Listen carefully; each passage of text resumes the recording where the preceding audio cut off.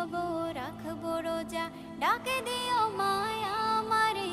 সারা দিনের ক্লান্তি ভুলে সুখটা নিব ইফতারে। যাই নামাজে দাঁড়িয়ে যাব, পড়ব মাগো তারাবি।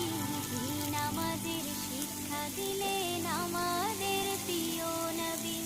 যাই নামাজে দাঁড়িয়ে যাব, পড়ব মাগো তারাবি।